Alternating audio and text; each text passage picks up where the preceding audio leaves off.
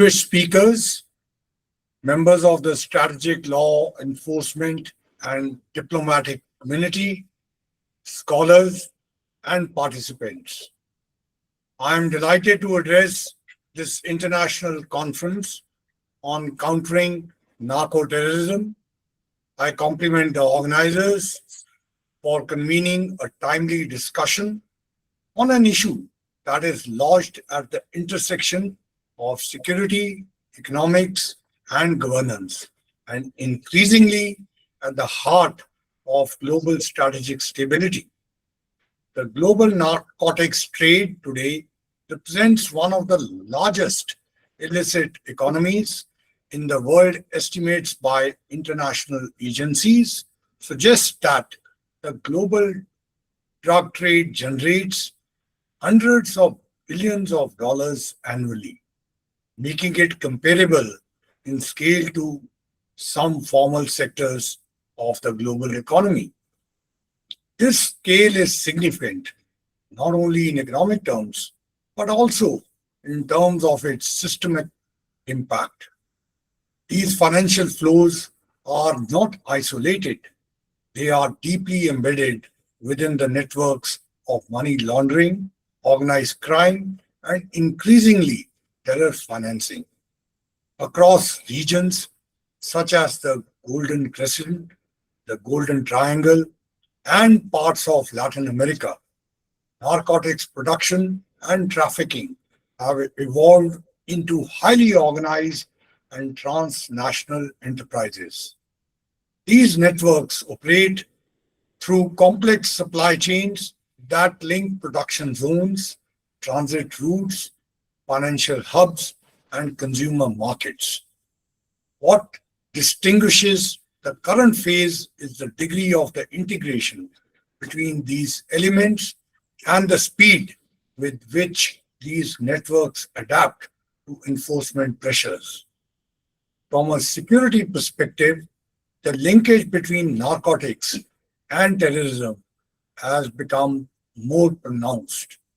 Drug trafficking provides a relatively stable and renewable source of revenue for non-state actors. In several regions, including parts of West Asia and South Asia, narcotics revenues have been used to finance insurgent activities, procure weapons, and sustain recruitment networks.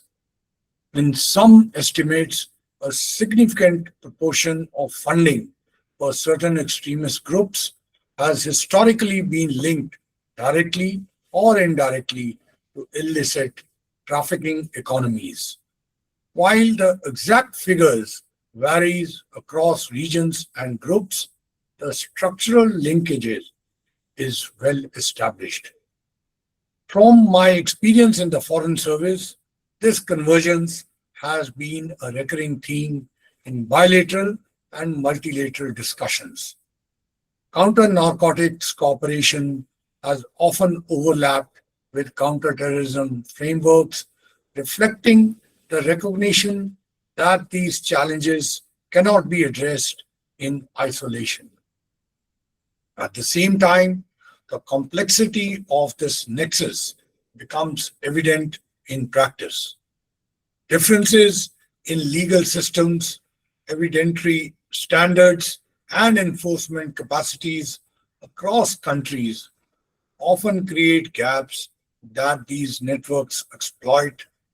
This makes sustained international cooperation both necessary as well as challenging. Another important dimension is the role of illicit financing systems. Narcotic revenues are rarely held in their original form. They are moved, layered, and integrated into formal and informal financial systems through mechanisms such as shell companies, trade-based money laundering, and informal value transfer systems. In recent years, there has also been increasing use of digital financing tools, including cryptocurrencies and encrypted platforms, to facilitate transactions and obscure financial trails. This adds a new layer of complexity to the enforcement efforts. The impact of narco-terrorism is not limited to security institutions. It has broader societal consequences. Let's take Punjab, for example. Over the years, the state has witnessed a troubling rise in the substance abuse, particularly among the youth, cutting across both rural and urban communities with implications that extend far beyond individual health.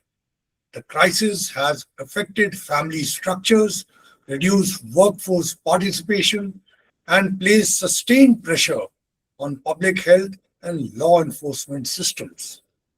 Traditionally, India has been viewed as a transit corridor between major narcotic producing regions. However, recent enforcement actions indicate a shift in this pattern. There is increasing evidence of domestic manufacturing of synthetic drugs like meth and other stimulants. Seizure data over recent years suggest a noticeable increase in both the quantity and geographic spread of such operations. This suggests that India may be facing a transition from primarily a transit point to becoming part of the production and distribution chain for certain categories of narcotics. This shift is influenced by multiple factors. India's geographic location places it between major production zones. Its large and sophisticated pharmaceutical and chemical sectors, while a strength, also create vulnerabilities in terms of precursor chemical diversion.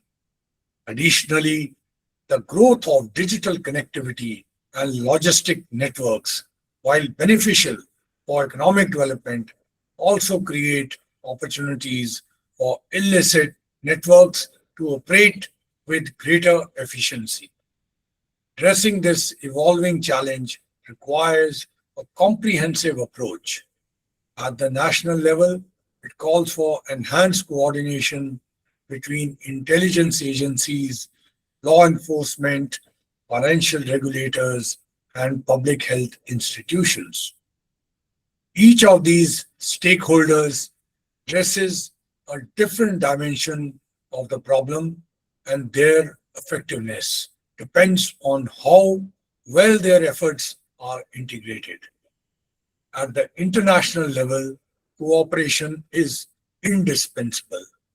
Narco terror networks operate across jurisdictions, and disrupting them requires coordinated action. Intelligence sharing, joint investigations, and capacity building are critical components of this effort. There is also a need to strengthen global frameworks for financial transparency and regulatory oversight. Tracking illicit financial flows remains one of the most effective ways to disrupt these networks at scale. Technology can play a significant role in this context.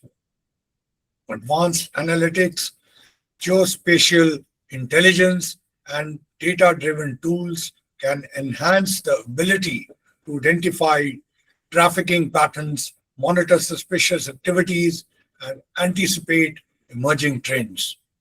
At the same time, enforcement measures must be complemented by demand-side interventions.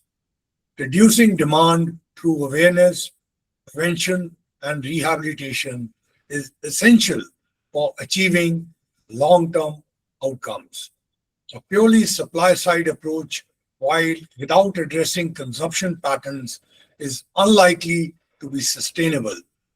From a broader strategic perspective, narco-terrorism reflects the changing nature of the global threats.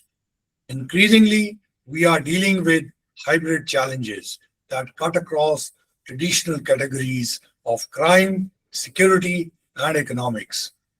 This requires not only institutional coordination, but also a more integrated approach to policy and strategy. It also calls for sustained investment in capacity building, both at the national and international levels. Conferences such as this play an important role in this process. They provide a platform for dialogue between policymakers, practitioners, and researchers and help bridge the gap between analysis and implementation. Narcoterrorism is not only a law enforcement issue, but also a question of governance, economic resilience, and societal stability. Addressing it effectively will require coordination across institutions, cooperation across borders, and a continuous adaptation to emerging trends. I'm confident that the discussions at this conference will contribute meaningfully to strengthening our collective understanding and response. Thank you. Namaskar.